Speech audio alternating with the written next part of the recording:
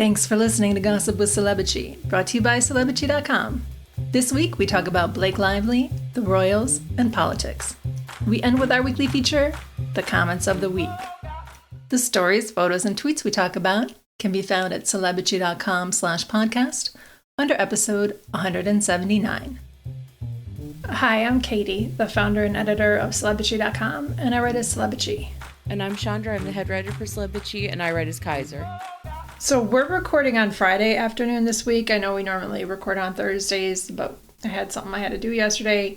So it's kind of good that we're recording on Friday because the Sussexes are in Colombia, and we'll talk about that in a minute. And they just got there, today. No, they got there. When did they get there? Last night?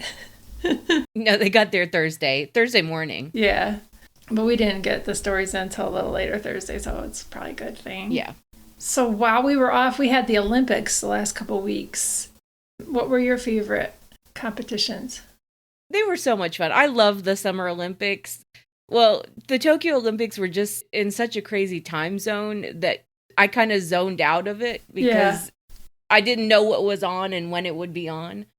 But the Paris Olympics, it was just such a great time zone. I was watching so much stuff in the afternoon. It was just great. Every 4 years, I'm like, God damn, I love watching volleyball. Volleyball is so cool. Yeah. And beach volleyball is amazing. And I watched a lot of fencing and swimming and gymnastics, of course. I didn't get to see much tennis. They just put all of that on Peacock, and I don't have Peacock. Oh, I paid for it, but I don't know how long that's going to last. I subscribed to too much that I don't use already, and I was like, I'm not going to get Peacock just for tennis. Yeah. Just for Olympic tennis. I wasn't really watching the Olympics, I'll be honest, but then on Saturday I tuned in and they had women's bouldering, which is rock climbing, and that was cool. That was really badass, the way these women climb up the walls. See, that's one of the few things that I can't watch because it's scary. Well, it's scary, but I get vertigo at some of the camera work sometimes. Oh yeah. That was happening to me when I was watching the high diving. I was like, ooh, I was getting so nervous and freaked out because of the vertigo from the camera work. It is kind of scary looking to watch them. And I've tried it before and it made my stomach flip and I couldn't do it. So That's how I feel about skydiving too. I can't even watch it. It just triggers vertigo and it makes me upset. I did it the one time and that was enough. It was more adrenaline than I've ever had in my entire life. I felt like I was gonna puke afterwards. It was crazy. But my favorite, I wrote this in the newsletter, was the women's middleweight weightlifting. I watched 2 hours of that and I was crying. I watched the whole thing. I was rooting for certain women. And I swear the Nigerian woman retired because she threw her shoes down and she kissed the barbell and crossed herself. And then the announcer was like, oh, usually when they take their shoes off, it means that they're retiring. And I looked everything up about her to try to figure out if she really retired or not. Her name was Joy something. And I couldn't figure it out because she was making me cry. I was really rooting for her. She did not medal. And all I found on Twitter were the Nigerian people complaining that they didn't get any medals this year. And they were like, oh, so she didn't medal. Yeah. She didn't medal. And I couldn't figure out if she retired because she doesn't really have social media. She has an old Instagram. An American woman won that one, a young 20-something woman from Tennessee won it. It was pretty badass. Well, the American women were killing it at the Olympics. For the first 7 or 8 days, the only individual golds that America had were won by women. Oh, nice. I love the story that you covered about the Algerian boxer with all the Algerian people being yeah, we love her. She's awesome. She brought us honor. She got the gold. Well, I mean, what happened to her was disgusting. Happened to her was despicable. Yeah. I'm just saying I like that one clip of everybody celebrating her. Oh, yeah. Everything that happened, since she won gold, and even, when the backlash to the transphobia, whatever, when all of the backlash started, that was pretty cool because everyone was on her side and, everyone was rooting for her to win gold. And I hope she felt that support. Yeah. Because what happened to her, it could have really threatened her life. If the IOC hadn't had her back the way they did and they weren't cut it out, you guys. Like, this is insane. What's her name? I'm going to look it up so I know. Amani Khalif, I think is her name. Yeah. Yeah. I'm glad that she filed criminal complaints against Musk and Rowling, and I hope she's successful in that.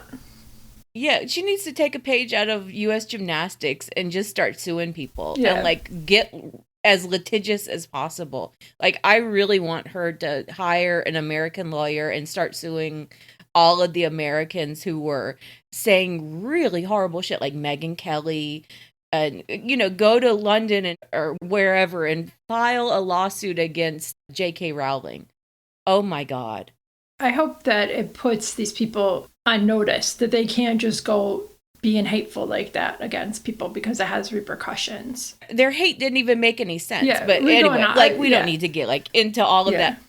But I'm so glad that she was so embraced by the Algerian people, and like she came home a hero, and they did a big parade for her and a mural, and I think that's wonderful. I love those stories of like smaller countries that don't win that many medals, and so they just celebrate their medal winners so hard. Meanwhile, like America, we treat everything other than gold like garbage. I hate that. It's still phenomenal. Yeah. I think I got so into the weightlifting, and I'm going to watch the other weight classes too, is because you see their faces and you realize this is what these people have been working for their whole lives. Yeah. When you're lifting weights, they work to failure, you know, and you're like, holy shit, they're going to lift 300 pounds. You know, like, it's just a badass. I even enjoyed the track and field this Olympics. I'm not that into it. I'm like, because it comes the second week, and I'm like, But I really got into it. I got into all the runners and relays and Shikari. Yeah, she did great. She did. She won a silver just in her individual race, and then she won gold in a relay. Nice. And she cried during the medal ceremony. Aww. I was right there with her. I was crying with her. It's hard not to because you're watching all this emotion and everyone's working so hard and you're like, go, go. All right, let's talk about Blake Lively and Justin Baldoni and the mess over their film This Ends With Us. You guys probably know about this because it's the major story in the news this week. The book is by Colleen Hoover, and it's been criticized as romanticizing domestic abuse. I've read that the movie does the same thing. I read Kayleigh Donaldson's review in Pajiba, and she basically said it does. I haven't seen it. I'm not going to watch the movie. I mean, maybe I'll fast forward it when it gets on streaming for free, but... Yeah, I'll watch it for free. I'm not reading the book either. Yeah. No. As soon as I heard the description of the book, I was like, ooh, that is not my thing at all. I cannot believe that Book Talk is so obsessed with Colleen Hoover either. But anyway. It sounds triggering, the movie and the book too, and I feel that they should have warned people more. So... Justin Baldoni, who stars, he directed the film, and he bought the rights to it and hired a screenwriter. And people noticed he skipped the London premiere and that he wasn't posing with Blake Lively on red carpets and that he wasn't doing press with her either. And Blake and Colleen Hoover, the author, they unfollowed Justin on Instagram, and other cast members also unfollowed him on Instagram. And then there were a couple different reports in The Hollywood Reporter with different degrees of details about this feud. So they first said that their feud started in post-production when Blake commissioned a separate edit on the film. We don't know which is the final cut, Blake's edit or the existing one from Baldoni. Yeah, we were talking about this. I assume that Baldoni got close to his cut. That's what made it to theaters, is he was the director. It's pretty close to his vision as to what made it into theaters. I've never heard of an actress of Blake's, I want to say caliber, but that's not the right word. She doesn't have the caliber to bring in her own editor and create her own cut. And like, not to mention, she brought in her husband, Ryan Reynolds, to rewrite a key scene. Yeah. And like, that is so outside the norm of how Hollywood operates. I don't think people understand that. Unless you're Vin Diesel. Like, I guess Vin Diesel does that to everybody on The Fast and Furious movies. Well, I mean, like, the Fast and Furious movies are their own thing. Yeah. This is a $25 million production, straight drama, romance with domestic violence. You don't bring in your husband to rewrite a scene. You don't bring in your husband's favorite editor to create your own cut when you're the star and executive producer. Like, that's unheard of. So in the follow-up story in the Hollywood Reporter about this, they said that Blake screened that edit that she had commissioned of the film at a book event for Colleen Hoover in June. So it really looks like she was trying to take creative control of the film and that she was trying to strong-arm, Baldoni into going along with her vision. Yeah, and I mean, there's some theories that say that that's the key part of it, that Blake and Justin's beef is all over creative control and her bringing in an editor and creating her own cut and all of that. I would believe that it's a creative control beef and it's about like post-production stuff. I just don't understand how it's played out the way it has played out, though. So it was kind of this whisper campaign at first. Like, we got vague stories that Baldoni created a difficult work environment, that no one likes him, and that's evidence enough that there's a problem. It was very vague, very suspicious to me that they weren't giving details. Mm-hmm. And he also is said to have made Blake feel bad about her postpartum body. We didn't know what he did. Yeah. There was a story in Page 6 last week before the film came out that said something vaguely about how Blake felt fat shamed. That happened more than a week ago.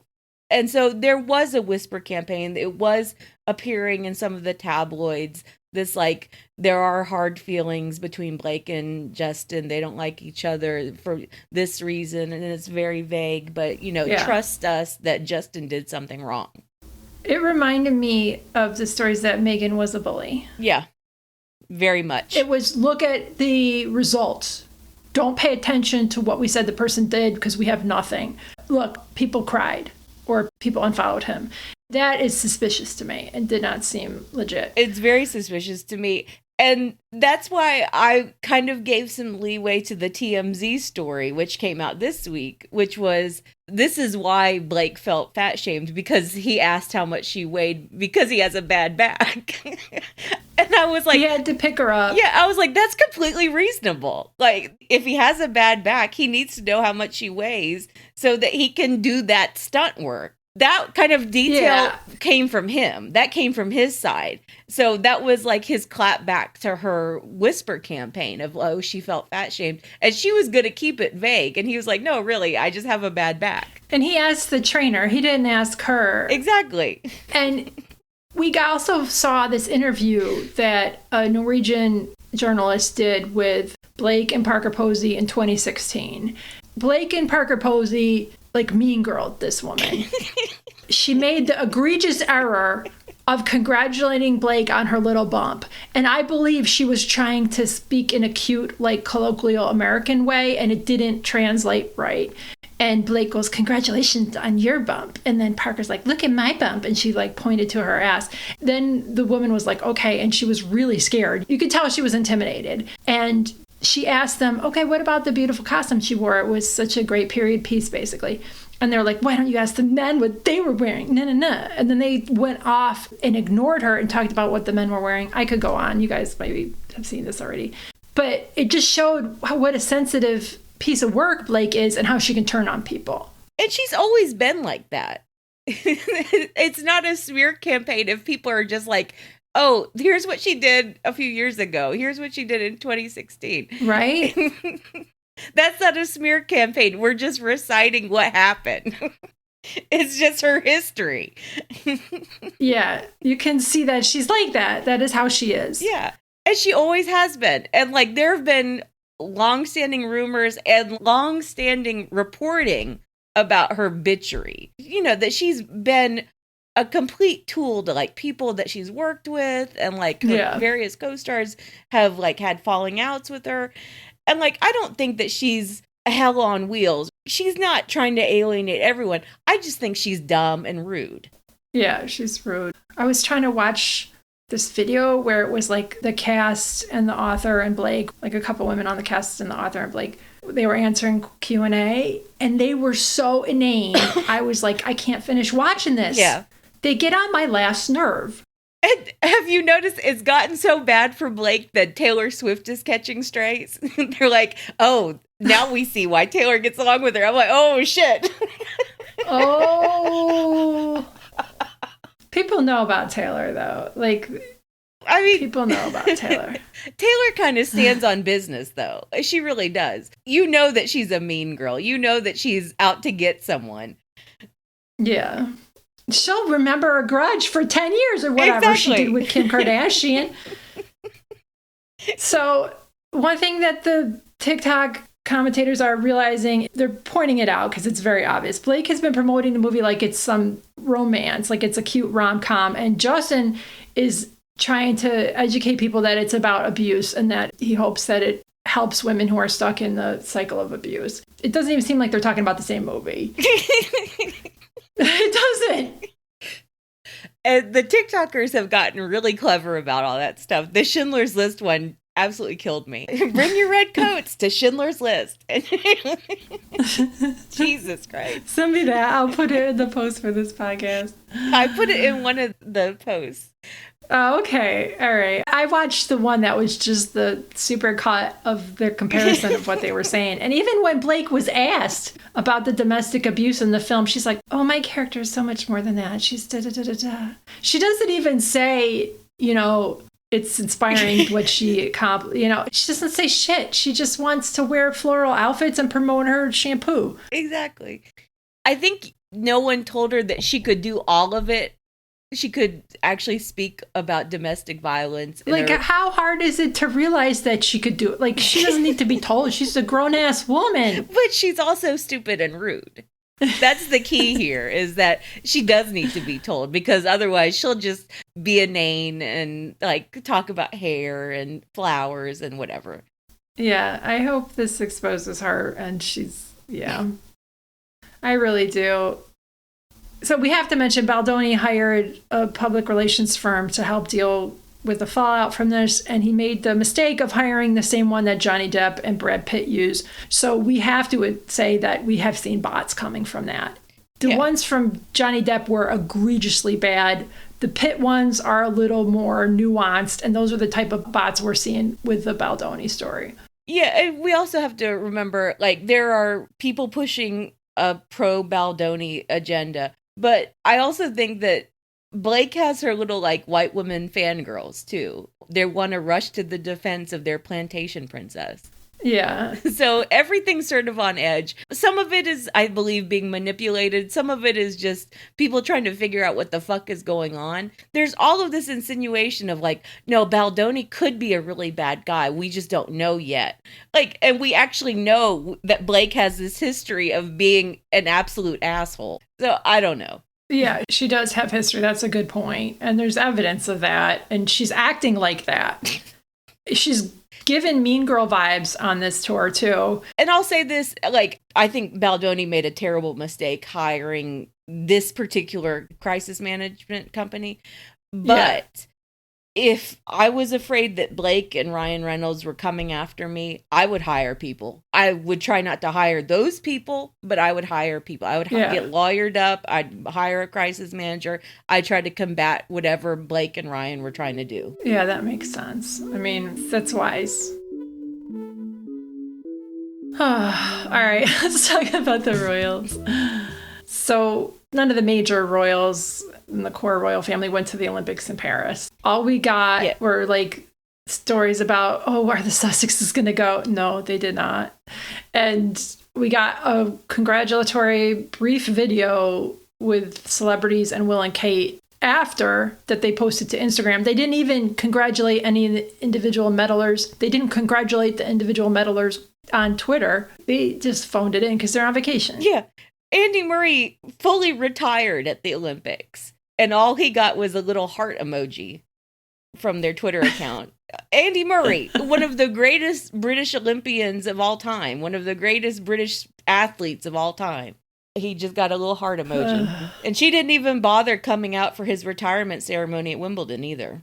So you reported this week on a story in the Daily Mail that Kate is still undergoing preventative chemotherapy and that she's still recovering, and we probably won't see her until Remembrance Day, and that's November. Yeah, the story is something that happens at least twice a year, kind of like the state of Kate. That's what I call it in the post. It's like, where is Kate? What is she doing? What are her plans for the future? And like usually it's just she promises she's going to be keen eventually. She's really going to like buckle down and do more work at some point. Like that's always the story that we hear every 6 months. I don't pay attention as much as you do, and it's so common. It happens all the time. Usually she waits until the kids go back to school before we get the State of Kate story. Yeah. So I was expecting it for September, but she timed it specifically for the Sussex's Colombian tour. So it came out the same week that they were going to arrive in Colombia. Yeah, it's pretty much what we already kind of assumed, which is that we're barely going to see her for the rest of the year. We'll see her on Remembrance Day. We'll maybe see her on Christmas Day. That's about it. And I think this is just the soft launch of we're barely going to see Kate from now on. What I'll say is that it kind of shows that they don't need her. Yeah, that's what I was going to say. Like, we needed to know that she was okay. That was 6 months of panic about, is she okay? Is she alive? What the fuck is going on? Why are you lying about this? Why are you lying about her whereabouts? All of that. But once we know that she's okay, we don't need to see her. And that's what the royal family proved to everyone. I guess that's what she wanted. But she wants adoration and admiration despite being absent. And she can't even get that when she shows up. Well, I mean, she looked like she was feeding on the attention at Wimbledon when she showed up for the men's final. She just soaked in the applause. Oh, she loved that. Yeah. So earlier this month, the Sussexes were on CBS Sunday Morning. They were talking about their new initiative through Archewell called the Parents Network, and they provide support and resources for parents to protect their children from online harm. And as part of their interview, they were with other parents who had lost their children to online bullying and to drugs purchased online. It was really sad. And Meghan was asked by Jane Pauley about her past suicidal ideation that she talked about on Oprah. And you could tell that it was a surprise to her. I wanted to play that segment from their interview on CBS this morning when Meghan was asked about that. When you've been through any level of pain or trauma, I believe part of our healing journey, certainly part of mine, is being able to be really open about it. And I haven't really scraped the surface on my experience, but I do think that I would never want someone else to feel that way. And I would never want someone else to be making those sort of plans, and I would never want someone else to not be believed. So if me voicing what I have overcome will save someone, or asks or encourage someone in their life to really genuinely check in on them and not assume that the appearance is good so everything's okay, then that's worth it. I'll take a hit for that. I thought she answered that really well. Yeah, I thought she answered it really well. I like the through line because that's what the mental health festival was about last fall when they went to New York. Yeah. And they gave a platform to these parents who have lost children. Yes. And Doug Emhoff was there, and the Surgeon General of the United States was there. Yes. And now they've created the Parents Network, and now they're in Colombia talking about cyberbullying and online harm and what to do about creating safe tech. Yeah, they have really made this their cause, and it's an important one, and they're bringing a lot of attention and awareness of it. So a couple of weeks ago, we heard that the Sussexes had accepted an invitation to visit Colombia. I didn't realize it was going to happen so soon. They're in Colombia now. Yeah. It's great. They are so good at this. As far as we didn't know that they were going to show up in Colombia so soon. It was rumored that it would happen this month, but they wait until the last minute to make a hard confirmation to People Magazine and to the legitimate outlets because they don't want the stalkers in the British media to scramble for access and fly down to whatever country. And that's what happened with Nigeria. Smart. The British media was completely cut out. it's really a good way to do it. And it's also safer for them, for their security, if people don't know where they are ahead of time. Exactly. So they met with Vice President Francia Marquez. Yeah, and they went to like a theater performance, and they participated in a panel about internet safety, which you mentioned. And you were saying that Marquez saw their Netflix series? Yeah, she gave a little speech, and she said that she knew she wanted to invite Meghan, like specifically Meghan, to Colombia after watching the Harry and Meghan Netflix docuseries. Like, she wanted to get to know Meghan, and she like really responded to Meghan's journey. And then Marquez also spoke about how she heard that Princess Diana really wanted to visit Colombia before her death. And so that was her connection to Harry too. That's lovely. It is lovely. Well, I'm excited to see what else they do there. And I have a little folder on my computer with all their pictures from Nigeria. I'm going to do that again with Colombia. Like, I download a bunch of pictures from social media. So I have Sussexes in Nigeria. I'm going to do Sussexes in Colombia. I go there when I want to find a happy picture of them because there's so many beautiful pictures of them. Yeah, there are a lot of great pictures. Yeah. And Meghan looks great in Colombia. Her skin's glowing. She's glowing. Yeah. She does. All right, let's talk about politics. So Kamala Harris chose Minnesota Governor Tim Walz as her running mate. You guys know this. And it's been so fun to watch them together and to see how much enthusiasm and support they're getting. Yeah, I think that Kamala Harris has, like, she has a real soft spot for dorky white men. She does. Because I feel like Tim Walz is kind of a version of Doug Emhoff, and he's also sort of a kind of version of Joe Biden. And I'm not saying like they're completely the same or this completely like works wholesome. out, but like it's another one where you can see the through line. Yeah. Okay. I can see that, what you're saying. Like, Tim Walz as a politician is sort of like Minnesota Biden, and like personality wise, he's a lot more like Doug, I think. But anyway. If you're going to be heterosexual woman attracted to men, that's a good type to have.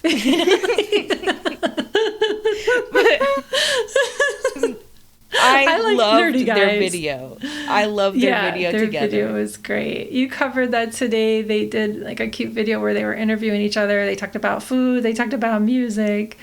And I really was impressed with Harris explaining how she got into becoming a lawyer because her parents were in civil rights and she wanted to protect her best friend who was sexually abused. And she made that her career. Yeah. It's really cool. But I loved all the food stuff. I loved her disgust at Tim Walz's description of a white guy taco. With pepper. He uses pepper. She was like, what is it? Tuna and mayonnaise? She was disgusted. Oh, it wasn't. He said it was cheese and ground beef. I know, but that was her suggestion. She was like, what is it?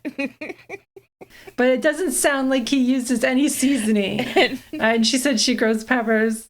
And that was like a thing of like, is she the first vice president? Anyway, I wish that Kamala Harris would talk more about food on the campaign trail because that is something that people love about her. It was one of her most popular things of her campaign back in 2019 and 2020 was that like she would do cooking stuff and cooking videos, and she was cooking with celebrities, and she was talking about food all the time. She needs to do that again. Yeah, that would be awesome. Hopefully she will.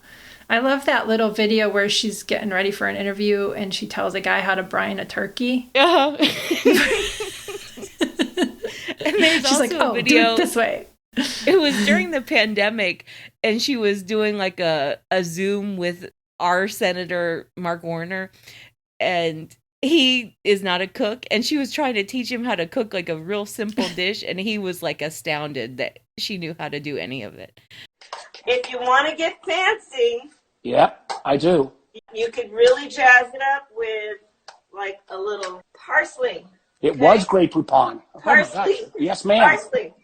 Chop up a little parsley and throw it in there, okay? I've already eaten my sandwich with this much time you're taking, but, it's okay. But look at this, is actually pretty quick, okay? Like, I don't think that man even knows how to make a sandwich. That's ridiculous. Yeah, and I want her to go on Hot Ones. A lot of people are saying that she should absolutely go on Hot Ones. That would be fun. Like, she's already really a hit with Gen Z and the young millennials and whatever she can do to secure that vote, although she has it. And I feel like, what's the guy's name? On Hot Ones? I feel like he would ask her actually genuinely insightful questions. Yeah, he's a decent interviewer. I have a hard time watching it because it makes me uncomfortable for the poor people having to eat the hot spaghetti. Well, they choose to do it. It's not like it's a punishment. I know, but it seems so mean. It seems so mean. All right, let's move on to the comments of the week. Yeah, let's just ignore Trump. Fuck that guy. Like, this is... Yeah, well, we could just say that Trump has been having a meltdown for the past month. Like, he's just not ranting. handled. It's awesome. He's just ranting. No one can believe like how poorly Trump has handled this new opponent. It's amazing. Oh, I can believe it, but it's fun to watch. Yeah. Now, do you believe the theory? I wrote about this. There's a theory going around that Trump doesn't know how to attack Kamala Harris because he's attracted to her. Yeah, I do. Because he says such despicable things like, I couldn't have raped that woman because she's not attractive. Yeah. That's how simple his mind is. Yeah, he's a horrible person. And yeah, I can see him conflating someone's beauty with goodness. In her case, it's accurate, but you know what I'm saying? Like, he can't. Yeah, and he called her beautiful in that lispy interview with Elon Musk. His dentures were loose because he was talking down to his phone and his dentures were like clacking. He sounded terrible. Yeah, and he said she looks like Melania on the cover of Time. Ugh, he's so creepy. I believe that he finds her attractive. Yeah, and I think that's why the energy at the debate is going to be really weird. And she is going to call him weird to his face. Ugh, and probably a lot he worse. got mad. He was ranting about how she called him weird today. He brought it up apropos of nothing. They were like, oh, you think the personal attacks, you should change subject? He's like, no, I'll personally attack her. Whatever. Ugh. The weird attack is so effective. Because it just it drives them crazy and it makes them act weirder. Whoever is running the Kamala HQ, Twitter and Instagram, they are phenomenal. They are getting it so right. And it feels like it's being run by just like 2 or 3 bitchy 20-somethings. Yeah. And like real haughty and just real funny and insightful, and they're like up on all the memes, and they are so fucking funny. They eviscerate them in so few words. It's phenomenal. Like, here's our response to Trump's press conference or whatever it was.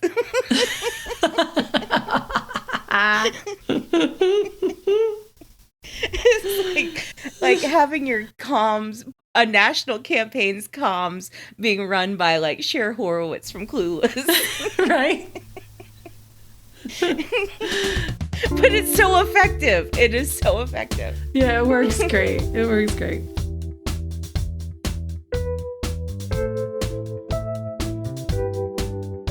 All right, let's move on to the comments of the week. All right, my comment of the week is from the story I wrote about the GQ September cover featuring Brad Pitt and George Clooney, and the photo shoot and the interview took place at the Chateau Miraval, which Brad half owns. And Angelina Jolie's name was only mentioned once, but yet the entire piece was about rehabilitating Brad's image after all of the bullshit. Yeah. All of his bullshit. Because showing off the huge recording studio he built there and sunk money into didn't really work out. He's showing off the lake and like having a mall there. Anyway, so my comment of the week is from Agnes, who wrote, "Oh wow, my 2 favorite douche bros in one place. How appropriate for them to be all wet because they are both washed up. Yawn." Ooh, that was good. That was good. It was such a dumb cover image. It was like a faraway picture of them in the lake, fully dressed with their sunglasses on. I was like, okay. And the interview sucked. Oh my God. Just 2 old guys trying to talk like they were so cool and above it all. That's right, how they talk all the time. Oof. I like what you said about how they're probably not best buddies. They're just like trying to prop each other up.